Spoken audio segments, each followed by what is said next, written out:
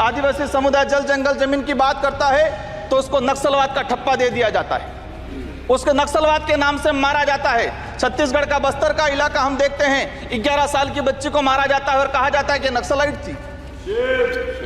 3-3, 4-4 साल के बच्चों को मारा जाता है, गर्भवती महिलाओं को मारा जाता है। आदिवासियों की जब भी आदिवासी समुदाय अपने हक अधिकार की बात करता है तो उसको नक्सलवाद का ठप्पा लगाया जाता है। मानगढ़ दाप में 1500 आदिवासी शहीद हुए थे, मोदी जी 2 बार आए, लेकिन मानगढ़ के लिए आदिवासी समुदाय के लिए एक शब्द नहीं बोल के गए, कुछ नहीं करके गए। तो उन्होंने आदिवासी समुदाय कोई ईसा धर्म अपना रहा है, कोई हिंदू धर्म अपना रहा है, अलग अलग जगह बटा हुआ है। आदिवासियों की आइडेंटिटी, उनकी पहचान खत्म हो रही है। आदिवासी समुदाय अपनी पहचान बचाने को लिए लड़ रहा है और लंबे समय से कह रहा है कि आदिवासियों की अलग से जनगणना कॉलम होना चाहिए, धर्म कोड होना चाहिए। धन्यवाद सभापति महोदय, आज आपने बजट पे बोलने का अवसर प्रदान किया। पक्ष और विपक्ष दोनों ने बजट को लेके काफ़ी चर्चा हुई।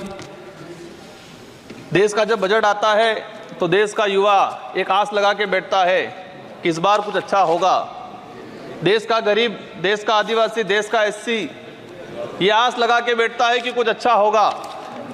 हमारे राजस्थान की बात करें, राजस्थान में डंका बजा रहे थे कि डबल इंजन की सरकार है, सब कुछ हो जाएगा। लेकिन केंद्र का बजट देखा, राज्य का बजट देखा, कुछ नहीं हुआ।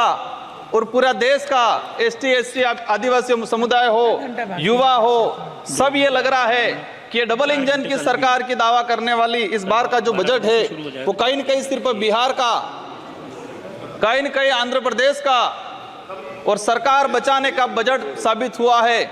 और कहीं न कहीं ये जुमलेबाज का जो बजट आया है इस बार, देश की जनता देख रही है। मैं उस लोकसभा क्षेत्र से आता हूं, बांसवाड़ा। मैं बांसवाड़ा डूंगरपुर की जनता को धन्यवाद देना चाहता हूं जिन्होंने मुझे चुन के भेजा। वहां पर हमारे प्रधानमंत्री जी ने कहा था कि जिसकी कोई पहचान नहीं है, जिसका कोई नाम नहीं है, जिसका कोई रिकॉर्ड नहीं है, ऐसे व्यक्ति को जिता के क्या करोगे। लेकिन बांसवाड़ा डूंगरपुर की जनता ने ठान लिया था कि लोकतंत्र है, राजतंत्र नहीं। और ये राजतंत्र तय करने का किसी को ठेका नहीं है, लोकतंत्र है। जनता ने ठान लिया था कि इस बार राजकुमार रोज जाएगा। मैं आपके माध्यम से, पूरे सदन के माध्यम से मेरी जनता को धन्यवाद देना चाहूंगा। मोदी जी ने कहा था वहां के बड़े बुजुर्गों को कि घर घर जाके राम राम बोल देना और चुनाव जिताना। वहां के बड़े बुजुर्गों ने ठान लिया और कह दिया था, और मेरे माध्यम से और आपके माध्यम से संदेश पहुंचाया है उन तक। मुझे कहा था मोदी जी को कह देना कि देश के आदिवासियों को उजाड़ने का काम पिछले 10 सालों में हुआ है। देश के अंदर धर्म की राजनीति हुई है। देश में 15 लाख रुपए बेरोजगारों को नौकरी देंगे यूं करके 10 साल राज किया है। इस बार हम सबक सिखाएंगे। और उन्होंने मेरे माध्यम से मैसेज पहुंचाया है कि गुरु गोविंद की धरती है, मावजी महाराज की धरती है, संत सुरमाल महाराज की धरती है।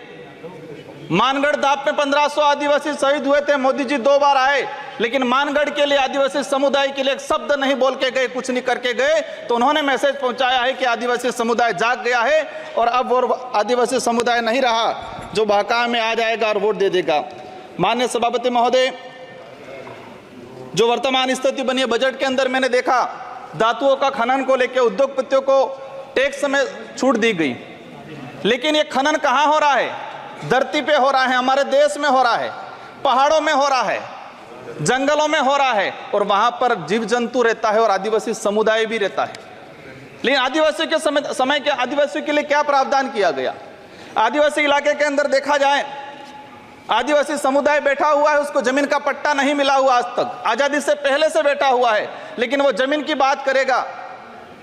सभापति महोदय, यहाँ पर सत्ता को लेके होड़ मची रहती है, सत्ता पाने को लेके बोला जाता है। मैं जो कहना चाह रहा हूं, हमें सत्ता नहीं चाहिए, हमें हमारा अस्तित्व बचाना है, हमारा स्वाभिमान बचाना है, हमारा जल जंगल जमीन बचाना है। और देखा गया देश के अंदर आदिवासी समुदाय जल जंगल जमीन की बात करता है तो उसको नक्सलवाद का ठप्पा दे दिया जाता है, उसको नक्सलवाद के नाम से मारा जाता है। छत्तीसगढ़ का बस्तर का इलाका हम देखते हैं, 11 साल की बच्ची को मारा जाता है और कहा जाता है कि नक्सलाइट थी। 3-3, 4-4 साल के बच्चों को मारा जाता है, गर्भवती महिलाओं को मारा जाता है। आदिवासियों की जब भी आदिवासी समुदाय अपने हक अधिकार की बात करता है तो उसको नक्सलवाद का ठप्पा लगाया जाता है।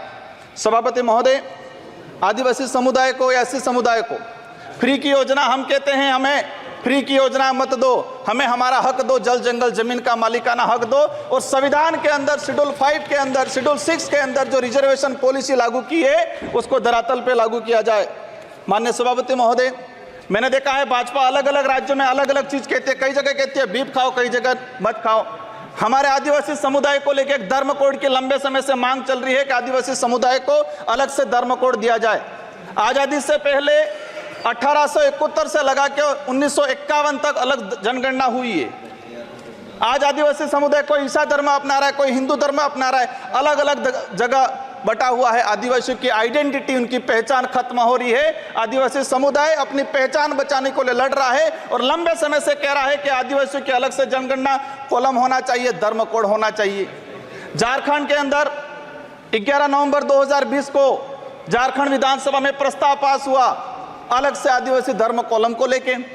वहां विपक्ष में भाजपा थी और भाजपा ने समर्थन दिया और कहा कि आदिवासी समुदाय धर्म व्यवस्थाओं में भले हिंदू हो ईसाई उसमें नहीं आता है, आदिवासियों की अलग परंपरा रीति रिवाज है, उनको धर्म कोड जारी किया जाए।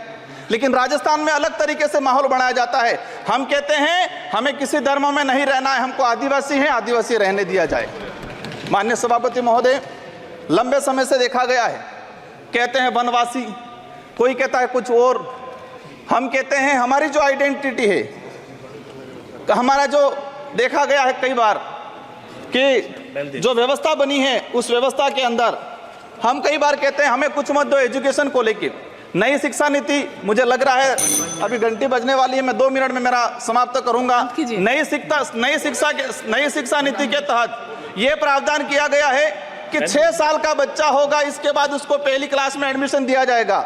माननीय सभापति महोदय, मैं कहना चाह रहा हूं निजीकरण को बढ़ावा देने का तरीका है ताकि सरकारी संस्थाएं खत्म हो, प्राइवेटकरण हो, ये कहा गया है। मैं अंत में एक ही चीज कहना चाहूंगा मैडम, मेरे लोकसभा क्षेत्र के अंदर गुजरात और राजस्थान का बॉर्डर है, वहां पर माही और कड़ना बना है। मैं सरकार से कहना चाहता हूं अगर आदिवासी समुदाय के लिए, उस क्षेत्र के लिए कुछ करना चाहते हो तो इरिगेशन के तहत माही और कड़ना से प्रोजेक्ट तैयार करके उस इलाके के अंदर रखा जाए। अंत में आप सबको धन्यवाद।